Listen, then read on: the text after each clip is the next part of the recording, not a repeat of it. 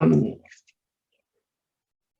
Hannah, I will hand over to you to introduce yourself for anyone who doesn't already know you, and kick off with your presentation. Beautiful. So hello and welcome to this falls prevention webinar. As Stacey mentioned, my name's Hannah. I'm the occupational therapist for MND Queensland. I have a background in complex equipment prescription as well as home modifications. And with that does come a lot of reviews about falls and falls prevention, which is obviously what we're focusing on today. So today is about exploring the risk factors of falls and how we can manage these risks to balance our independence and safety. So slips, trips and falls can happen to anyone for a variety of reasons. However, the members of the MND community are more prone to falls and injury from falls due to the impacts of MND on various things. So the support the body receives from muscles to keep us upright and balanced, the capacity to physically react to protect oneself. Oh, I haven't moved over my screen. There we go. So MND can impact our capacity to physically react to protect ourselves in the event of fall. So raising our hands quickly is quite a common one that can be difficult. There can be general increases in that loss of balance, in addition to a reduction of the padding that our muscles provides us, resulting on more impact to our bones and joints if a fall occurs. So it's really important to be self-aware of our own personal risk factors and to manage them as we can. It can be different for everybody. So if we ignore the high risk factors and have a fall, it could potentially lead to injury. In a lot of cases, it can lead to hospital admission. And in a majority of cases, it will lead to some form of loss of independence for at least a part or significant period of time. So today isn't about wrapping everyone up into bubble wrap to make sure no fall ever occurs. It's about developing self-awareness, reviewing what your risk factors are, and taking manageable steps to protect your independence over that long term. So start developing your self-awareness by really considering the risk factors that we talk about today. And today we're going to review our falls in three major categories. So what our personal risk factors are, the risky movement patterns we might be engaging in, and the environmental hazards that might be presenting in our home. We're also going to look at harm minimisation strategies or way of reducing harm if we were to have a fall. All right, so let's start looking at our personal risk factors and how we can minimise them. So we'll start off with our eyesight. So obviously, if we can't clearly see, we are more likely to trip and bump into things, which seems really obvious. So getting our eyes checked if our vision is altered will help prevent a fall. Other factors to consider with MND and vision are the types of glasses we're using. So a lot of people might initially have something like bifocal glasses. But if you're having more difficulty raising your head, obviously the impact of those bifocals might be reduced, and we might need to have a chat with our optometrist about a change to our prescription. Vision can also be impacted environmentally. So for instance, light switches. One of the most common ones is, where's your light switch in relation to your bed? Are we turning off the light and then making our way to the bed? So something like getting touch activated bedside lamps can be a great way of making sure our vision remains intact and we're not going to do anything like trip on rugs or pets, for instance, on our way to bed. Our next section is muscle weakness and balance. So if there is a weakness that is impacting your mobility, definitely have a chat to your OT. We can look at ways of compensating for it to keep you active in your day. This might be with seating in the kitchen while you're doing dishes, or looking at something like a scooter for longer distances in the community. A key but lesser engaged in strategy for many is just planning out your day. So making sure you give yourself a break or a low demand task after one that's taken a lot of energy from you. So for instance, If you're going to walk to the local shops, have a sit down at the cafe for a bit while you're recovering.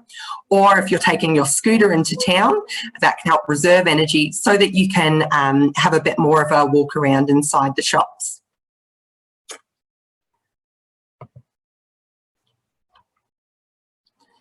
So our next section is changes in body shape and positioning as a risk factor. So neck and foot drop are common symptoms of MND. So neck drop impairs our line of sight to detect upcoming hazards, and foot drop can change our natural walking patterns. So if one does experience foot drop, generally you'll end up lifting your legs a little bit higher to try to clear the ground during your natural stride. So things like neck braces or foot drop aids can help minimise these hazards. Your physiotherapist would be the best person to chat to if you're feeling like you are being impacted by those symptoms. Sensation difficulties, while not common with MND, might be a condition that you experience with co-conditions, something like diabetes. If you are starting to notice reduced sensation, having a chat with your nursing staff about what you can do to address these symptoms. If we're not getting any feedback from our feet or arms, it can again change those natural movement patterns and increase our chance of losing balance and our likelihood of falls. Cramping and stiffness are more common with MND, and they reduce that fluidity in our body movement. So engagement in movement exercises to help stretch our muscles can help maintain our range of motion, as well as reduce some residual ache that we might be experiencing.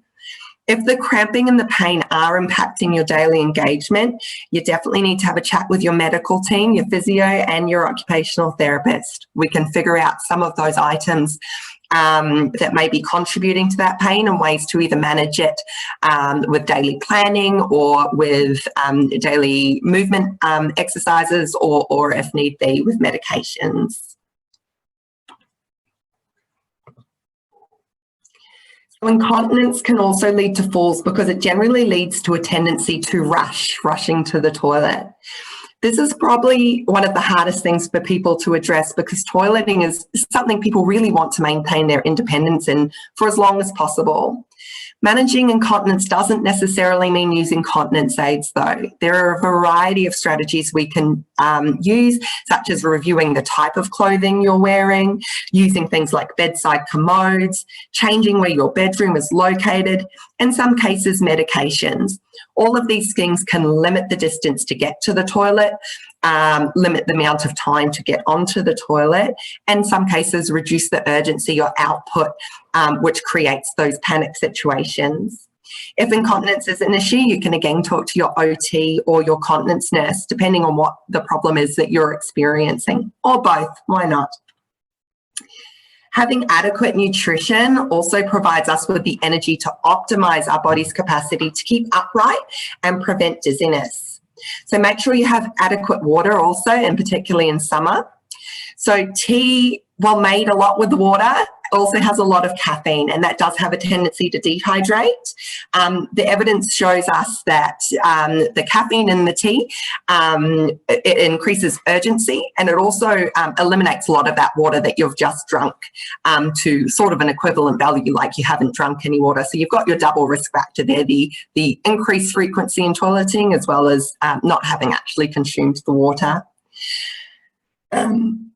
If you're having difficulty swallowing your food, you definitely have a chat to your speech pathologist. And if you're not sure what it is that you should be eating, your dietitian is the one to ask there. Our next personal risk factor is additional illness, something like the flu. When we're unwell, generally our judgment, our vision and our general state of mind is impacted, which can lead to falls. So just a reminder, when you are ill, that's the time we want to take it easy, recover and make sure the demands of the tasks we're undertaking are manageable while we're getting back on our feet. Postural hypertension, that refers to that dizzy sensation that you might get from changing positions. So sitting up from lying down or bending over and then standing up really quickly. The best way to combat this is to take time during these movements and making sure you have a solid, unmovable support in place. So when you're sitting up from laying down, stay seated at the edge of your bed for a few minutes before standing. If you've got an adjustable bed, you can lie to your side on that head adjustment to help your body calibrate to that new position. If you have a mobility aid, always have it in handy. If you experience postural hypertension, have it in handy for when you've standed, so you've got that additional support once you've stood. All right, our next is medications. So any medication can have a side effect that can increase your risk of falls. For instance, Riluzole, I hope I said that correctly, can cause headaches, dizziness, and nausea. Not all medications will impact everyone in the same way though. So it's really important that you become aware of how medications impact you specifically, if it does at all, and just keeping note of when you're feeling those side effects. Making sure you schedule your routine to minimize your movement and optimize your supports while you actually are experiencing those side effects. If you're starting a new medication, your risk of falls are higher because you don't yet know how that's going to impact your body. So extra precautions should be taken at these times. So making sure you have more support than usual, making sure your mobility aid is right there. If maybe you're only occasionally using it, you want to make sure it's there more than not, or making sure you've got some more formal supports with you, people around you to assist you if you need. Some key points about medication are talking to your prescribing doctor if you are experiencing side effects that are ongoing and in some way limiting your daily independence. Don't self-adjust your dosages without speaking to that prescribing professional. If you're taking multiple medications from multiple doctors, or if you're going to see an alternative medical professional, it's essential that you keep a list of those prescribed and non-prescribed medications for your medical team to review. So for instance, things like acupuncture and herbal remedies can actually interact with Western medicines. It can impact how they're affected, impact your body, and it can actually also counteract some of Western medicines as well. So as long as you're keeping up communications with your doctor, it can help limit any adverse side effects. Finally, make sure your prescribed medications are taken consistently. Inconsistent medication use can cause adverse side effects. If you're having trouble keeping track of your medications, having a chat to your pharmacist about dosage packs or daily medications packs is also a good tip there. Okay, so the final personal risk factor for today is dressing. So the way one dresses also impacts our potential for falls. So in regard to footwear, walking in socks, even if they do have those little grippy spots on them, slip-on shoes and shoes without heels or fastenings like Velcro laces or buckles, they all increase our risk of falls because they're more likely to come off our foot during a stride or to slide on the floor once we've planted our foot. I know that this ideal shoe with the firm heel and secure fastening and the solid sole tread and the wide and deep toe box, while ideal, presents a lot of problems for the people in our community because laces and fastenings are quite difficult to adjust, and the firmer soled shoes can be quite heavy for the foot to lift up as well. The best shoe for you is really going to come down to what you can manage functionally and a comparison to what this ideal shoe looks like. So some key strategies to balance your needs and to avoid the slipper or the straight slip-on shoe could include looking at lightweight shoes. So Hush Puppies, Propet and Dr. Comfort all have lightweight shoe options. You can also look at no-tie lace-up shoe accessories. So Lacy's is one of them. You can see on that black shoe, I probably should have chosen a contrast shoe so you could see it a bit better, but it's just a general shoe and it's like sort of like a elastic kind of lace. So you can pull it apart and it naturally pulls itself back in. So that does create more resistance than a slip-on shoe, but it's more ideal for falls prevention. So if you can manage it, you end up with a safer shoe. Shoes with large Velcro strapping, like the Cozy Feet, that's that red shoe in the picture there, is also a good option.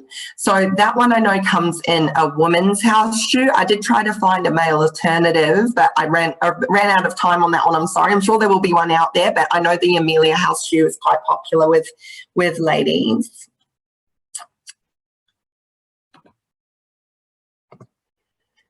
Outside of shoes, we have a catch-22 with our clothing and falls prevention. So if we go the really tight clothes, and the good old grease picture is all I could think about with tight clothes, that makes it more harder to get our clothes on and off at the morning and night. And it's also a more tricky task for toileting to get tighter clothes on and off. This can lead to falls if you're standing and struggling to adjust your clothes. So on the other end of the spectrum, though, our very loose clothes are more likely to get snagged on the environment, snagged on our aids, or get in the way while we're trying to push up and transfer. Again, we need to balance what our needs are with the difficulties we're experiencing. The length of the clothes is also a consideration. So things like bathrobes, gowns, long pants, or dresses can get caught up under the shoe, and that can also lead to falls.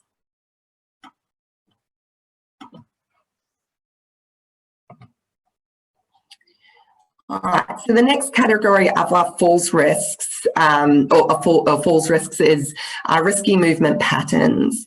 So low bending and high reaching are our high demand movements for our body because they require more from our total body, our core, our quads, and our arms. So we can remove these risky movement patterns by rearranging our environment, ensuring our frequently utilised items are generally placed between our thigh and shoulder height. If we need to use infrequently utilised items, plan ahead and ask if someone else can retrieve them for us, which can help prevent a fall and make sure we're able to do our daily activities on an ongoing basis. A common bending movement is retrieving shampoos and soaps from the floor of the shower. So portable shelves can remove that hazard, so you can pop it up at a height where you're not bending over in a high-risk wet environment. If you do plan to modify your bathroom, though, having a recessed shelf can prevent you hitting it in case you were to have a fall in the shower, and it can prevent that jerk reaction of holding on to it when it's not a secure surface. So awkward positioning is also a risky movement. It usually means that our body is off balance in some regard, so or just not in an ideal supported positioning, so not with a large base of support. This is common when we're cleaning a bathtub or toilet or during gardening activities like weeding. So long-handled aids and seats can help to some extent. However, generally these are tasks I'd usually recommend delegating out to family or formal supports where balance has become a concern. Other risky movement patterns include engaging in high demand tasks when we're vulnerable or tired. We may usually feel capable of these tasks, but on a bad day or a day where we're particularly tired, they're going to test the limits of our capacity. So a change in routine or environmental setup can aid in avoiding these high demand tasks when tired. So for instance, if you find that you're hazy or dizzy in the morning, consider changing your shower routine so you're showering later in the day, so not when you first get up. If you have a bedroom on a separate floor to your lounge, negotiating the stairs before bed when you're really tired can be risky. So getting to bed earlier and enjoying a movie or book in bed can reduce that requirement, or rearranging the home so that your bed and where you are before you go to bed, usually the lounge, are on the same level, and then we're avoiding that complex movement. High demand tasks such as stepping into the bath for showers or over the bath setups can be avoided with equipment such as transfer benches. Another common awkward position would be kneeling down to garden. So garden benches and raised garden patches for seated gardening can be useful. If it's a high demand task that you really don't mind too much about, it's not a meaningful pursuit to you, again, consider delegating that out to prevent risk without benefit. All right. So removing the hazards in our home and surrounds that could contribute to falls is also a key area of review in falls prevention. So this can include making sure we have satisfactory lighting and accessible lighting switches, removing the clutter in the home and pathways to avoid getting caught on the clutter or the clutter falling on us, taping and securing appliance extension cords, removing mats. So mats are not fixed to the ground and they create different level and surface heights. Older mats can also curl on the corners, all factors which increase risk of our falls. You can get tape to stick down the edges. However, it's not really a reliable adhesive and a risk is still presented. But if you're adamant that the mat needs to stay where it is, it can help reduce that risk.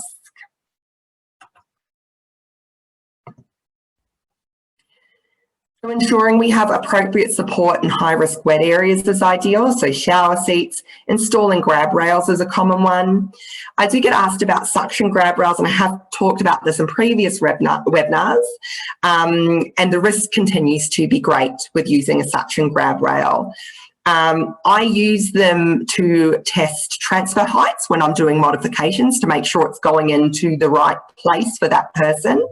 I recently planned on lending it to someone as an interim before a grab rail was installed, and the suction on it has actually already degraded to the point where it's not usable. I've had this grab rail for less than a year. It's not heavily used and not in high demand environments.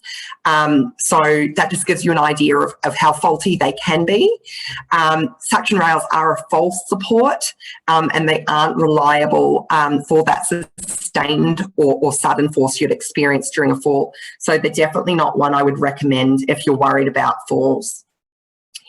We want to ensure the tiles in our wet areas and outdoors have the correct rating. So in wet areas or outdoor areas, the tiles are actually designed to be more abrasive to allow better grip for the foot or for our mobility aids. You'll know if you have the right rating of tile because if it's wrong, most definitely you would have had a slip on it, or family would have had a slip on it when they're wearing socks or older shoes with low tread, or even if they're just slightly wet, you would have had a bit of a slip on them. Another consideration for the bathroom is avoiding talcum powders. So as well as not being great for respiration, they actually also reduce that abrasion on the tile and make it more likely that you are going to have a slip. Instead of mats in the bathroom, which can be, as I've identified, a trip hazard, have a look at non-slip tapes over these mats. They are less risky as long as they're maintained and replaced when they're starting to curl. If you get coloured versions of these tapes, you can actually use them to highlight stair edges, for instance, outside as well, which can be useful. Maintaining your garden and accessing supports to do so if you can't maintain it yourself will also reduce those falls. So things like moss and falling leaves can impact that grip, again, that our mobility aids and shoes can have to the ground. If you are planning to modify your pathway, we generally look at things that are continuous without changing levels, and that will help prevent any consistent tripping in that environment.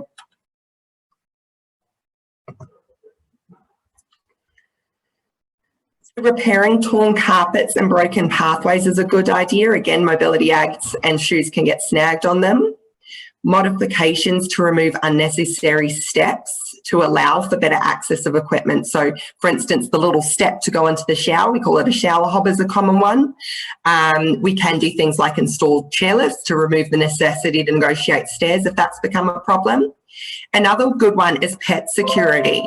So things like baby gates can keep your excited pet confined to a particular area for when you get home, or if there's a particular time they're generally going to be running past you to knock you down. So my grandparents, for instance, would keep their dog caged up until my grandma sat down, and then they'd let it open it up and let the pet say hi. Things like doggy doors also can help prevent needing to open the door for an excited pet so they can make their own way in and out. Okay. So even if you have falls prevention strategies in place, falls can happen. And the next thing we need to consider is how we will minimise the harm from these falls. So if you were to fall, think of what your plan would be. Where would it be most likely to occur? How would you alert others to the fact that you needed help? How are they going to get to you? And how would they get you up once they did? These are the main things that we need to consider. If you were to fall, where would it most likely be? So have a think. What can you remove to make injury less likely if you fell there? Is it the glass coffee table in front of the recliner? Is it a cupboard at the bottom of your stairs? Maybe it's the glass shower screen in your shower. If you do end up removing your glass shower screen, make sure you talk to someone though, because it could be there for waterproofing. And we don't want anything seeping into your foundations. Make sure you have a chat to someone if you're intending on removing permanent structures.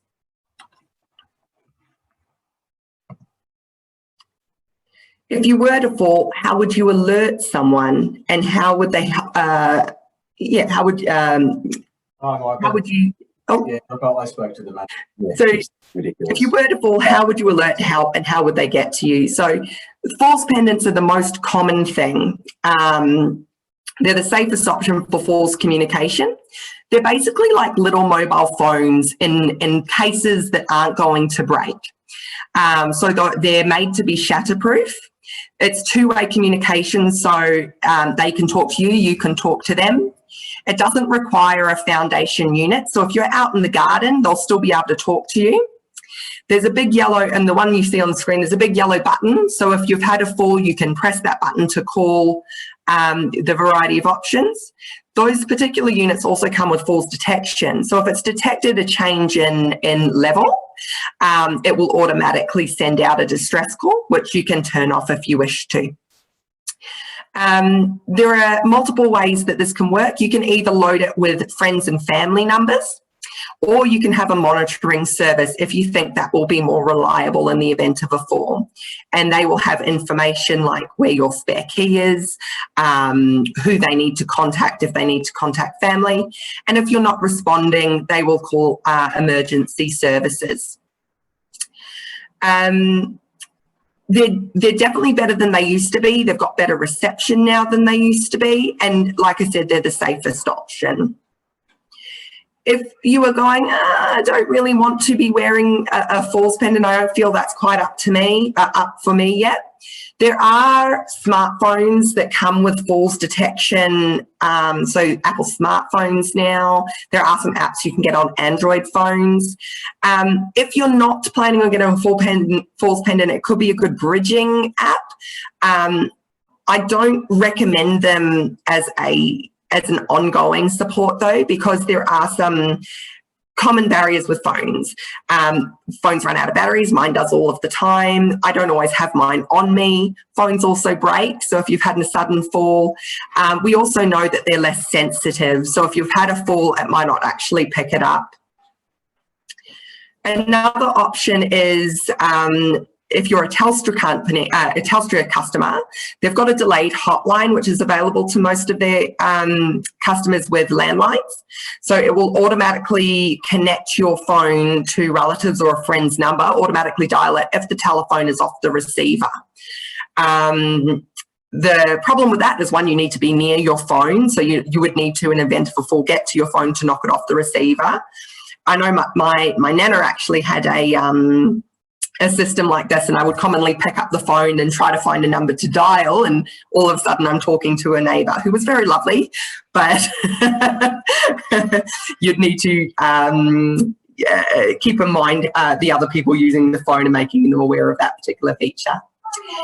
There is also the Telecross service through the Red Cross, so that's a volunteer that does a daily call. So if you're living by yourself, it could be nice to know that someone's checking in on you. And those are kind of your main access points there. If you have any questions about any of those, more than happy to have a chat to you about the variety of options, because there are a variety of options with falls pendants in the phone apps. All right, so we've alerted someone to our fall. But now the people need to get to us. So this is fine if you're alerting someone in your home. So for instance, maybe your falls pendant has rung your partner who's upstairs and they can come down and help you. But if they're not at home, or it's your neighbour, or if emergency services get there first, they need to be able to get in. So that last picture there is of a key lock box.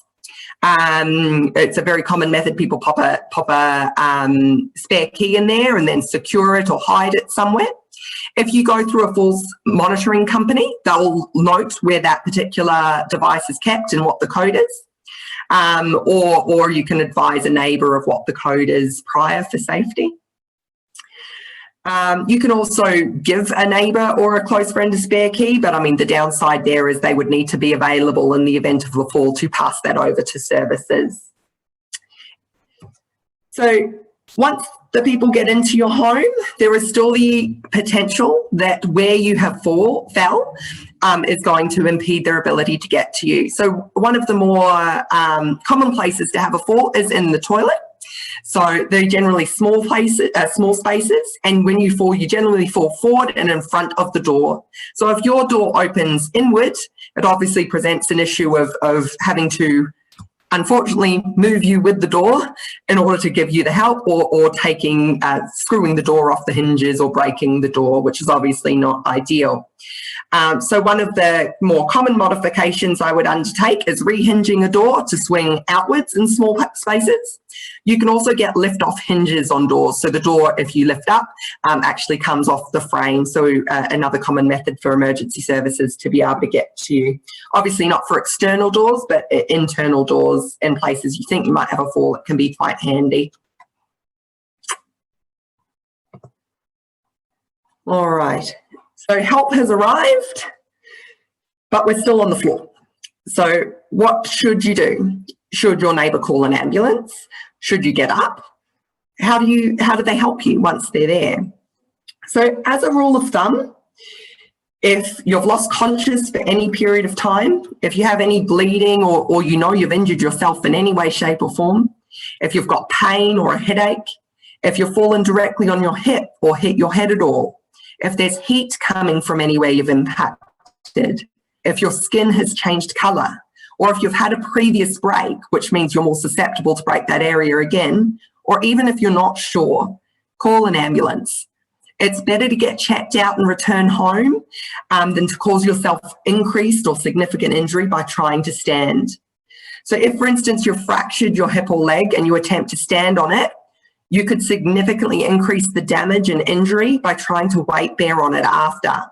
It could increase your pain experiences and definitely extend your recovery time. So in a previous position, it was part of my job to attend falls incidents, and there have been occasions where people were unaware that they broke their pelvis or their leg, and had they attempted to stand on it, that fracture could have become a lot worse. So if you're unsure, call an ambulance. If you've had, for instance, a slide down a couple of stairs or slid off your recliner, so it's been a minor impact or injury, you may try to get back up yourself or with some assistance. So what I've got on your screen at the moment is what is considered the safest process of actually getting up off the floor. So what this involves is rolling to your side, getting to all fours, having a chair either placed in front of you or getting to a firm surface, pulling your leg up, pushing yourself up and turning to sit onto the surface or seat.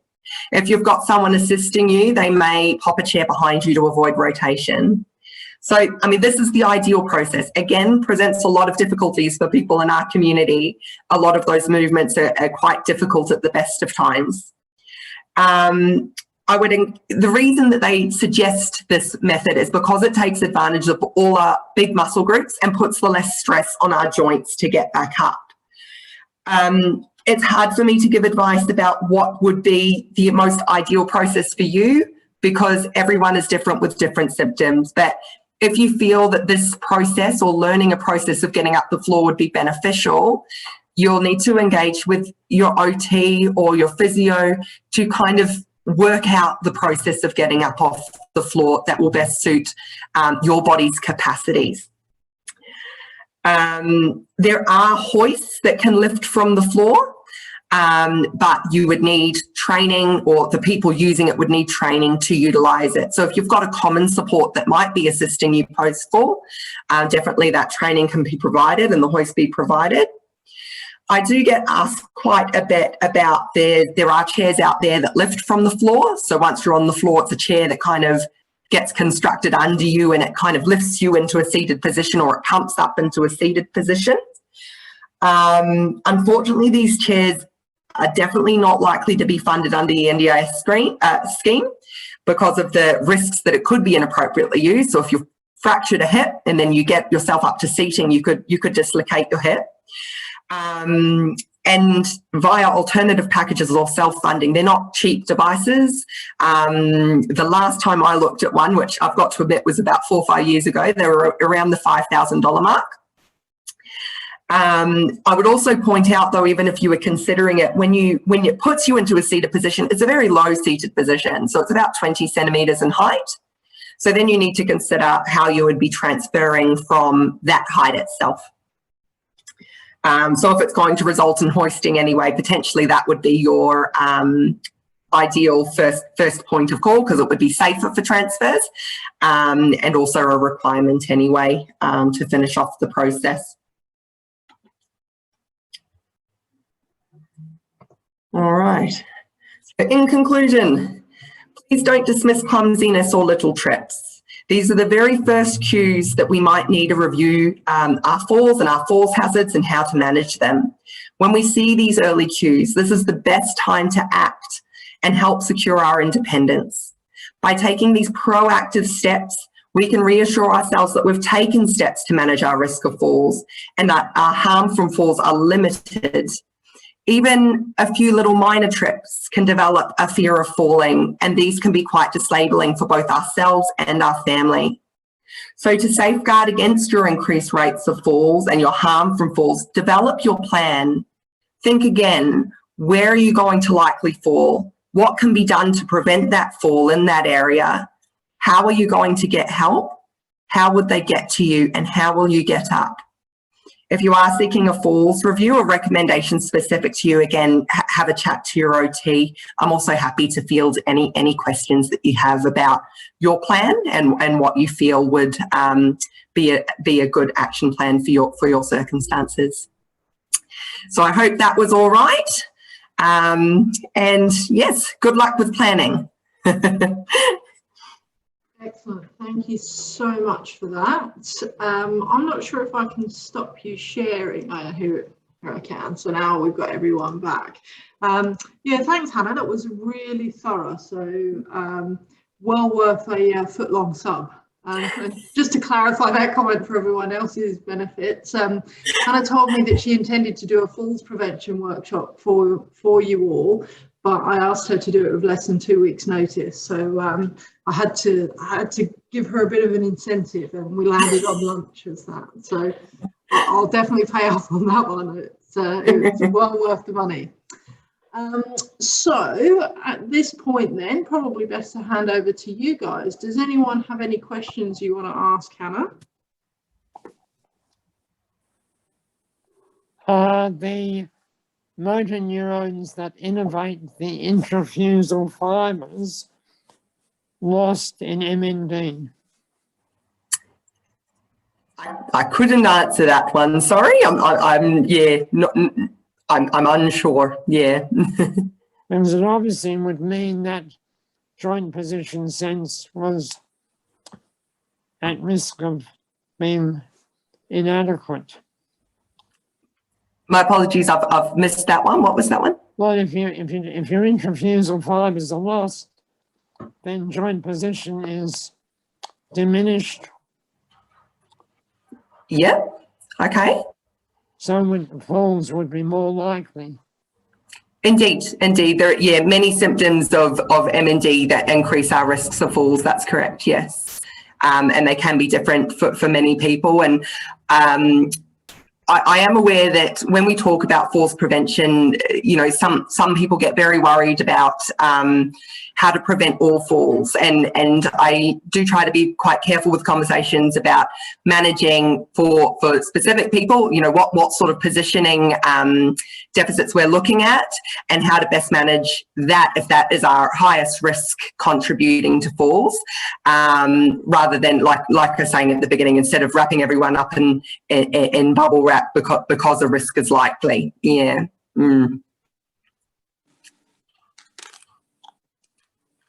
Any other questions anyone wanted to ask Hannah whilst we've got her?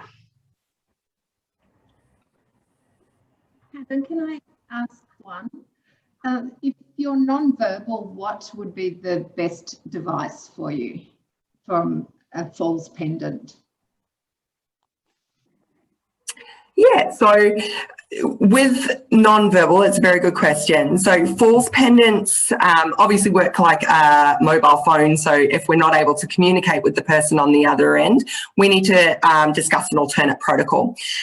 So if, for instance, it is contacting friends and family, they would be aware that you were non-verbal and you would have a predetermined protocol. So are you hurt? It would be sort of a one noise or a one tap on the microphone for yes, I'm hurt, or no, I'm not.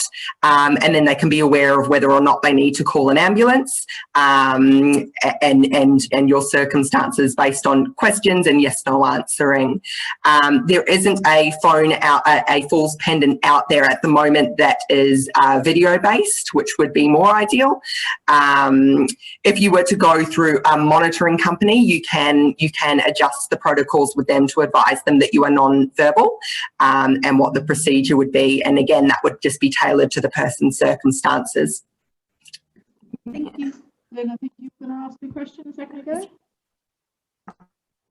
I find the Apple Watch very good for detection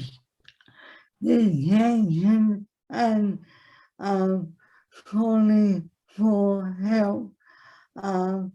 You only mentioned mobile phone, but the watch is with you always, and it's very easy to use for emergency contact and ambulance. So I would recommend that. Yeah, brilliant. Well, I'm glad that's working out for you. That's fabulous. The Apple Watch itself, yes, it's got the more sensitivity to falls than other things like the mobile phones and the apps associated with them. The feedback that I have got is that it isn't shatterproof. So if you were to fall at a particular angle, there is the potential it could get damaged, more so than the falls pendant where the whole structure is designed to be shatterproof. Are you going to fall in a particular way that would damage that watch? Hopefully not, and probably not. It's just completely eliminating the risk of damage, because we know that the falls pendant the entire structure is made to be essentially like a little black box. So it is a reduced risk compared to a regular phone and an app. But if you were to completely safeguard against shattering, you would be going that level up. But if you're finding that you're able to use it, and that you're finding it helpful, that's fabulous. Yeah. Apple are claiming that their new watch is shatterproof. Yeah. Yes, they do. Not the ones up until now, but the newer version is supposedly shatterproof. Yeah. I have had that. I can't feedback on the newer models. I can see if I can find, I'm not sure if I saved it. There was some work done around the sensitivity of the Apple phones compared to the actual inbuilt device of the falls pendant. So again, I couldn't tell you to what percentage it was less sensitive, but they do find there is more reliability with the specifically designed devices over the Apple Watches. But again, if it's working, if you're finding when you're falling, it's picking up those picking up those falls, that's great. It's just if you were to completely eliminate, then you would need to or enhance the sensitivity of the devices that you would be looking at that falls pendant, the specifically designed ones. But again, like I said, it's about balancing your function and your daily living. So if it works for you, that's great. That's just the feedback that we receive about the comparison of those two devices. Will the NDIS fund Apple Watches and Samsung equivalents? They have done. I know that there have been colleagues that have had Apple Watches approved. You do need to provide significant evidence as to why that would be required over a specialised device, which they know to be more effective. And quite often that comes down to additional apps or access that the watch is providing. So we're not doubling up on features. It's not as straightforward as I'm having falls, therefore I need an Apple Watch. You need more evidence to support multi-use. Yeah. Okay. Or utility, that could be one as well. If you're not able to functionally utilise the switches on a falls pendant, but you are able to do the touch screen on the watches, that could be another reason. Yeah. How long does the battery last in a fall pendant? It can, so it depends the company you go for. They do say it can last up to 3 days, but they also recommend keeping it on charge overnight because you don't sleep with them on. You would usually put them to your bedside table, and they recommend keeping it on charge next to your bed, and it won't damage the battery at all. Yeah. Any other questions? That was good information. I enjoyed that. Thank you. My pleasure. Thank you. Excellent. All right. Well, if no one's got any other thoughts or comments that they want to share, then we'll wrap up. Yeah. All right. It was really lovely to see you all. I hope to see you again at the next presentation. So I'll send out an email next week to let you know what we've got coming up next time. Okay. Thank you. Yeah. Thank you, everyone.